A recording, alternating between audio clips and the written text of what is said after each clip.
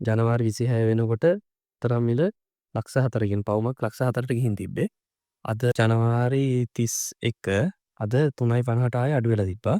රත්තරන් පවුම 3.50ට අඩු වෙච්ච වෙලේ රින් දෙක අතල තියාගන්න බැලුවේ. ඉතින් කෑගල්ලේ රත්තරන් බඩු කඩවල් ගොඩකට කෝල් කරලා බැලුවා. එතකොට හැම එකම කිව්වේ 3.50ට තමයි යන්නේ කියලා. ඉතින් ටවුන් එකේ තියෙන ජුවෙලරි ෂොප් දෙක තුනකට ගිහිල්ලා ප්‍රයිස් එක කම්පෙයාර් කරලා බලලා අඩුමකට ඕඩර් එක දෙනවා. දැන් ඉතින් ෂොප් දෙක තුනකට ගිහින් බලමු. ඉතින් කෑගල්ල ටවුන් එකේ අවුරුදු ගාණක් තිස්සේ තියෙන ජුවෙලරි ෂොප් 3-4කට අපි ගියා. ගිහපුවාම අපිට අඩුම රේට් එක හම්බෙච්ච ජුවෙලරි ෂොප් එකෙන් තමයි අපි මේක හදන් තීරණය කරේ. ගොඩක් ඒවා පවු 3.50 වුණාට තුන් කුලියයි ඔක්කොම ටික ඇඩ් වෙලා එනකොට සමහර ඒවා රුපියල් 30000ක වෙනසක් තිබ්බා. ඉතින් අපිට මේකේ හම්බුණ වැඩිම ප්‍රයිස් එකයි මේකේ ප්‍රයිස් එකයි අතර රුපියල් 45000ක වෙනසක් තිබ්බා. ඉතින් අපි තීරණය කරා මේ ෂොප් එකෙන් අපේ රිස්ක් එක හදනවා කියලා. මේ දවස්වල ගෝල්ඩ් ප්‍රයිස් එක ස්ටේබල් නැති හින්දා ගොඩක් ෂොප් වලින් කිව්වේ ටෝටල් amount එක අදම දෙන්න ඕනේ කියලා. ඉතින් අපිට මේ ෂොප් එකේදී එහෙම ඉෂුව එකක් ආවේ නෑ.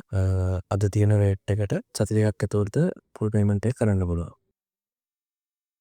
මේ රින් දෙකට ඇඩ්වාන්ස් පේමන්ට් එකක් දාලා රින් දෙක මචං හදන්න දුන්නා. දැන් මෙතනදි පොඩි වෙනසක් කරා මම.